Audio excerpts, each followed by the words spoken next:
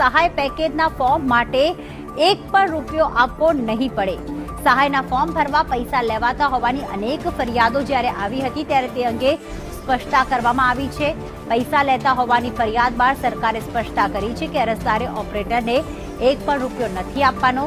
વિકાસ commissioner કચેરીએ એક પરિપત્ર બહાર પાડ્યો છે અને આ બાબતનો ઉલ્લેખ છે કે કૃષિ સહાય પેકેજ જાહેર કરવામાં આવ્યું છે જે ખેડૂતોને ફોર્મ ભરવાના છે તેમાં એ ફરિયાદો ઉઠી હતી કે ઓપરેટર તેમની પાસેથી પૈસા લઈ રહ્યો છે, પરંતુ એની વચ્ચે સરકારની આ સ્પષ્ટતા કે ખેડૂતે એક પણ રૂપિયો નથી આપવાનો।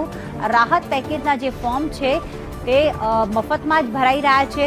સહાય અરજી માટે ફોર્મ ભરનાર પૈસા લેતા હોવાની જે ફરિયાદ દાખલ થઈ હતી ને એ પણ ઉલ્લેખ, જો કોઈ ઓપરેટર પૈસા લે છે તો ફરિયાદ કરવાનો પણ ઉલ્લેખ કરવામાં આવ્યો।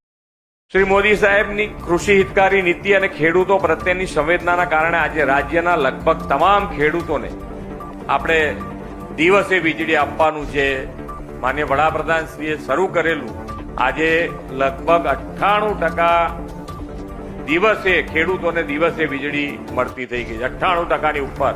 હવે એ બી એક બે જગ્યાએ હશે તો એ બી લગભગ આ માર્ચ મહિના પહેલા આ પૂરું મિશન કરી દેવાના છે।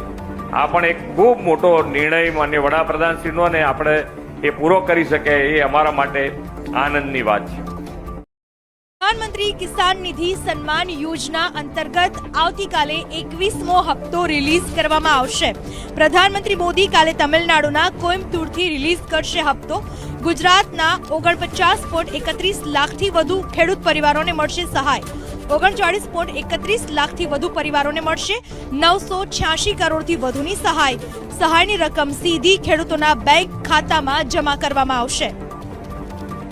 प्रधानमंत्री किसान निधि सम्मान योजना अंतर्गत आवतीकाले 21मो हप्तो रिलीज करवामां आवशे। प्रधानमंत्री मोदी काले तमिलनाडुना कोयम्बतूरथी रिलीज करशे हप्तो। गुजरातना 49.31 लाखथी वधु खेडूत परिवारोने मळशे सहाय।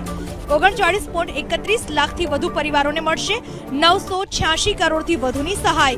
सहायनी रकम सीधी खेडूतोना बैंक खातामां जमा करवामां आवशे।